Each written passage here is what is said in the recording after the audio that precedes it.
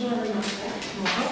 Merci de faire l'interview de votre entrepreneur depuis quelques années. J'aimerais savoir en quoi consiste donc Action Gourmande, votre activité principale. D'accord.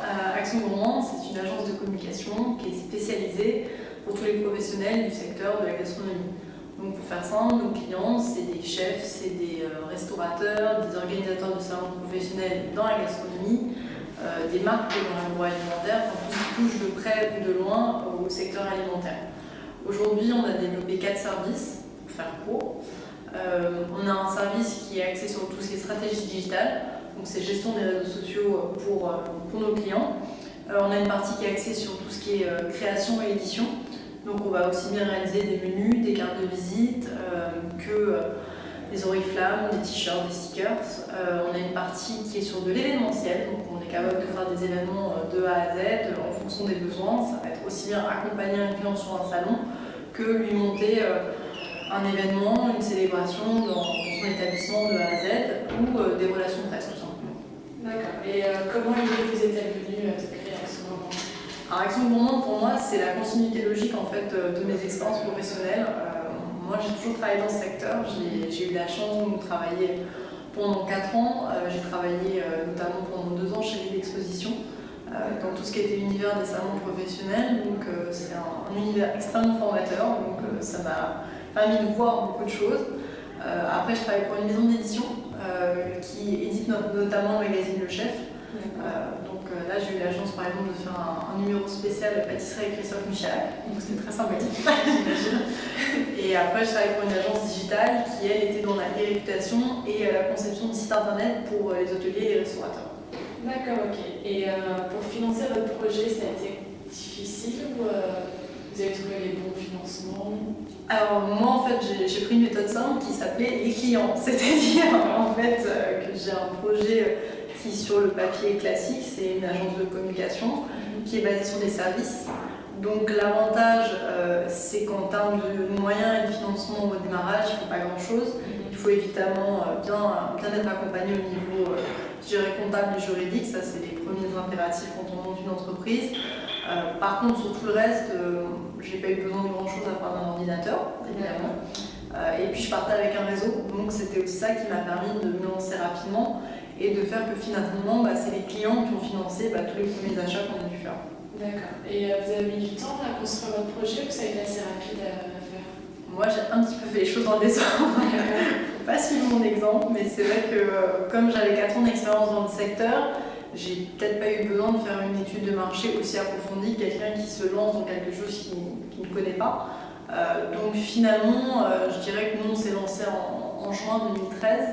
De juin à décembre, pour faire simple, c'était les premiers clients que j'ai récupérés. J'en avais, je crois, 4 ou 5 à ce moment-là. C'est aussi ces premiers clients qui m'ont permis d'y voir plus clair finalement sur mon offre sur le marché, voir ce qui fonctionnait, ce qui ne fonctionnait pas, pour après en décembre remettre les choses à plat et me dire finalement qu'est-ce qui marche pas, qu'est-ce qu'on change, qu'est-ce qu'on garde et comment on aborde les choses pour la suite. Donc moi finalement mon étude de marché elle s'est fait vraiment sur le terrain dès les premiers mois. D'accord. Et donc votre clientèle principale aujourd'hui ce serait plutôt... Alors, ma clientèle principale, ça reste des indépendants. C'était une volonté de ma part quand j'ai lancé Action Gourmande, parce que c'est vrai que je m'étais rendu compte que les indépendants, je vous donne un exemple simple, un restaurateur, il sait faire des choses magnifiques en cuisine, mais quand il s'agit de les vendre et de savoir les présenter pour le client final, il ne va pas savoir le faire. Donc c'est vrai que moi j'avais envie de leur montrer qu'il y avait des outils de communication simples qui existaient aujourd'hui, qui leur permettaient de mettre le premier pied à l'étrier pour vendre mieux et pour mieux présenter ce qu'ils faisaient, leur savoir-faire. Donc c'est vrai qu'aujourd'hui ça reste des indépendants.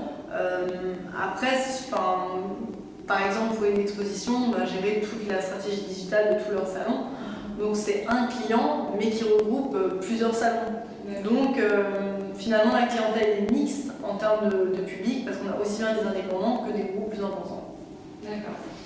Et quelles sont les difficultés de tous les jours que vous pouvez rencontrer en tant qu'entrepreneur?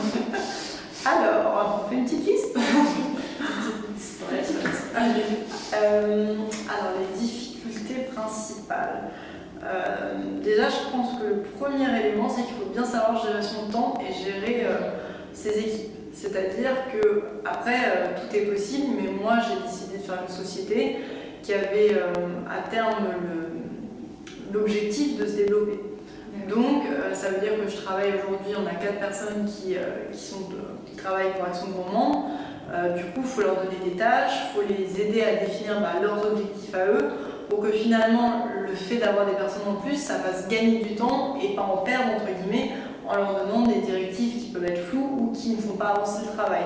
Donc ça, je pense que c'est le premier élément. Bien savoir gérer son temps, bien savoir organiser ses équipes. Le deuxième, c'est que c'est un choix de vie, finalement, d'être entrepreneur. Et ça, on a tendance à pas y penser tout de suite et à se dire non, mais moi j'ai fait un travail qui me plaît, je vais être hyper épanouie, etc. etc. C'est vrai, sauf que après, au niveau vie personnelle, c'est des choix aussi. Ça veut dire qu'on a beaucoup moins de temps, ça veut dire qu'il faut savoir s'organiser autrement et puis il faut garder son. Comment dire ? Faut garder aussi toute la joie de vivre que tu peux amener dans ton cadre de travail et pas finalement laisser le travail envahir trop ta sphère personnelle parce que sinon justement tu vas plus avoir d'équilibre. Donc ça c'est pas évident à gérer parce que nous on est tellement passionnés par notre projet qu'il y a des moments où c'est vrai que le projet a envie de prendre le dessus. Mais il faut pas que ça... Il faut réussir à garder le cap parce que sinon on ne tient pas la distance et c'est vrai que être entrepreneur c'est une course d'endurance et c'est pas un sprint. Donc c'est ça finalement je pense les difficultés, c'est se dire qu'on crée la meilleure organisation et le meilleur environnement pour que ça dure le plus longtemps possible. D'accord. Et dans votre parcours, estimez-vous avoir fait des erreurs particulières ? Je pense que des erreurs on en fait au quotidien parce qu'on n'a pas le savoir absolu. On apprend. Mais je pense que c'est formateur finalement parce que c'est justement en voyant comment va réagir tel client par rapport à telle situation, comment va réagir telle personne de son équipe, etc. qu'on apprend au quotidien. Après, pour l'instant, je n'ai pas encore fait faillite, donc j'estime pas que c'est des grosses erreurs, mais c'est des petites erreurs du quotidien, c'est aussi ça qui permet d'avancer et qui permet de faire mieux finalement la prochaine fois et d'apprendre et de continuer à progresser et à évoluer, je pense. D'accord. Et à quoi attribuez-vous le succès de votre société ? Le succès modeste de ma jeune entreprise. Non, mais il faut le dire, c'est une activité qui marche bien. Oui, bon, on a fait une première année prometteuse, donc c'est vrai qu'on est très content. Je pense c'est savoir qu'on n'arrive rien à personne. Tout simplement, c'est qu'aujourd'hui, comme je vous l'ai dit, il y a 4 personnes qui constituent mon équipe. C'est pas pour rien, c'est qu'elles ont toutes une raison d'être, que le fait qu'elles soient là, il y a une vraie finalité, que c'est aussi ces personnes qui font évoluer l'entreprise, c'est-à-dire que si tout reposait sur mes petites épaules, ça fait longtemps que la société n'aurait peut-être pas évolué, qu'on n'aurait pas pu grandir, qu'on n'aurait pas pu proposer plus de choses aujourd'hui.